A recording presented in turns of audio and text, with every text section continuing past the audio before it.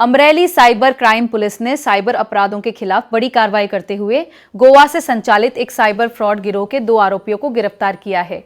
Police जांच में करोड़ों रुपए के संदिग्ध लेन देन और कई बैंक खातों के दुरुपयोग का खुलासा हुआ है। पुलिस के अनुसार गिरफ्तार आरोपी बैंक खातों के माध्यम से ऑनलाइन गेमिंग और अन्य साइबर ठगी से प्राप्त धनराशि को विभिन्न खातों में ट्रांसफर करने का काम करते थे। जांच में सामने आया कि बैंक ऑफ इंडिया और Banaskantha district central cooperative bank समेत कई खातों का उपयोग साइबर फ्रॉड की रकम को इधर उधर करने के लिए किया जा रहा था। गिरफ्तार आरोपियों की पहचान अहमदाबाद निवासी बाबल सिंह उर्फ शंकर रमेश भाई चौहान और मनोज भाई उर्फ बाबूलाल दिनेश भाई वसावा के रूप में हुई है। पुलिस जांच में पता चला है कि इस नेटवर्क में कुल 18 बैंक खातों का इस्तेमाल किया गया। राष्ट्रीय साइबर अपराध रिपोर्टिंग पोर्टल पर इन खातों से संबंधित 158 शिकायतें दर्ज हैं।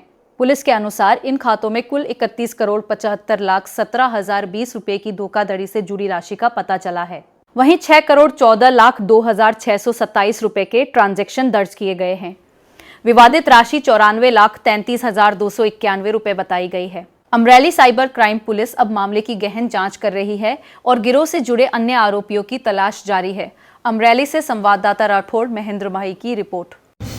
थोड़ा दिवस पहला अमरेली जिला में લીલિયા પોલીસ સ્ટેશન ખાતે સાયબર ફ્રોડની એક અરજી આવેલી હતી, જેમાં આપ સૌ ઇન્સ્ટા ઉપર અલગ અલગ પ્રકારના રીલ્સ જોતા હોય છે। આમાં એ જે ભોગ બનનાર બેન છે એને પણ આવી જ એક ડ્રેસની રીલ જોઈ હતી અને એ ડ્રેસ લેવા માટે એને 950 રૂપિયાનું એક ડ્રેસ પસંદ કર્યો હતો, પરંતુ અંતે એને એ ડ્રેસની ડિલિવરી થયેલ નથી, જેથી કરીને એને પૈસાની માંગણી પરત કરતા વધારે આમાં ફસાતા ગયા અને કુલ 4,999 રૂપિયાની એના સાથે ફ્રોડ થયેલ હતો। આ તપાસના કામે પોલીસ જ્યારે એ ફ્રોડની તપાસ હાથ ધરી ત્યારે પોલીસના સામે જે તપાસની હકીકત આવી તે બહુ ગંભીર અને શંકાસ્પદ હકીકત હતી, જેમાં જે અકાઉન્ટ્સમાં પૈસા ગયા છે આમાં 2 અકાઉન્ટ પોલીસને એવા મળ્યા। એક અકાઉન્ટ જે હતો એ બનાસકાંઠા ડિસ્ટ્રિક્ટ સેન્ટ્રલ બેંકનું અકાઉન્ટ અને બીજું બેંક ઓફ ઇન્ડિયાનું અકાઉન્ટ। ये 2 अकाउंटમાં મોટા પ્રમાણમાં પૈસાની હેરાફેરી થતી હોય છે એવું પોલીસ તપાસના સામે આવતા પોલીસે ये જે ફ્રોડ થયેલ છે તે બાબતે એફઆઈઆર દાખલ કરી હતી અને એ એફઆઈઆરના તપાસના કામે ગઈકાલે પોલીસે 2 આરોપીની ધરપકડ કરેલી છે। આ 2 આરોપી જે છે એમના તપાસ અંતે પોલીસ પાસે જે હકીકત સામે આવેલી છે તે એ મુજબની છે। આ ગુનાના કામે જે અકાઉન્ટમાં પૈસા જાય છે, જ્યારે પણ કોઈના સાથે સાયબર ફ્રોડ આ કેસ સંબંધિત થતો હતો, કોઈ ઓનલાઈન ડ્રેસ રાખે અને આમાં જે એમના પૈસા જાય અથવા કોઈ ગેમ રમતા હશે, ગેમના કામે ઓનલાઈન ગેમિંગમાં જે પૈસા જતા હતા એ બાદલ સિંહ ઉર્ફ દિનેશભાઈ ચૌહાણ એ અમદાવાદના રહેવાસી છે, એ એમના ખાતામાં જતા હતા અને એમને જ્યારે પોલીસે પૂછપરછ કરી ત્યારે એવું જાણવા મળ્યું કે એને 14,000ના પેટે પોતાનું અકાઉન્ટ એના એટીએમ અને કીટ સાથે જે અન્ય આરોપી છે મનોજભાઈ ભૈલુભાઈ દિનેશભાઈ વસાવા એમને આપેલું હતું।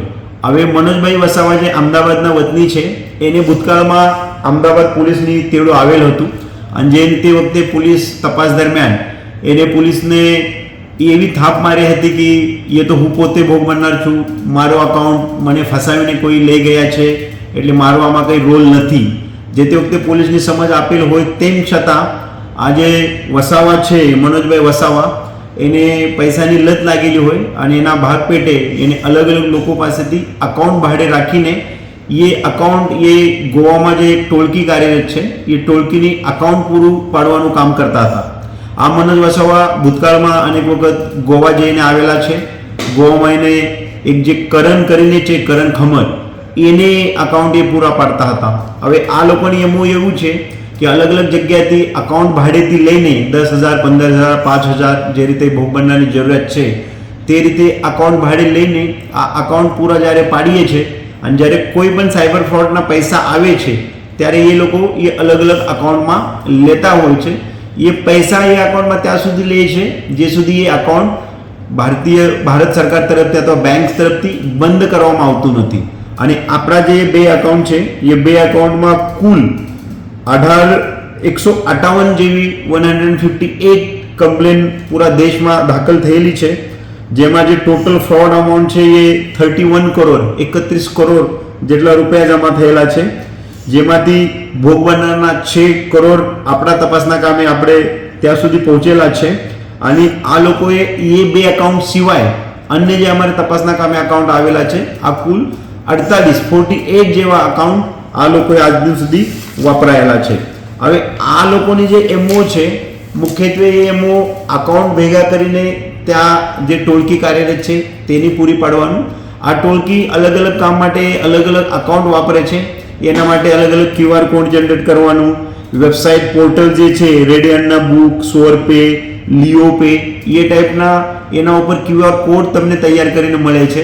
અને હું તમને સાયબર ફ્રોડના પૈસા માંગુ છું, દાખલા તરીકે તમે કંઈક મોબાઈલ જોયેલું છે અને તમે ઓનલાઈન લેવા માંગો છો અને જ્યારે તમે વેબસાઇટ લિંક ઉપર ક્લિક કરશો કે આ મોબાઈલ સસ્તામાં મળે છે, તો જ્યારે તમે આમાં ઈચ્છા બતાવો ત્યારે મારા સામેથી મારા વોટ્સઅપમાંથી તમને મેસેજ આવશે કે ભાઈ તમારી એ વસ્તુ લેવાની હોય તો આ QR કોડ ઉપર તમે પેમેન્ટ કરો.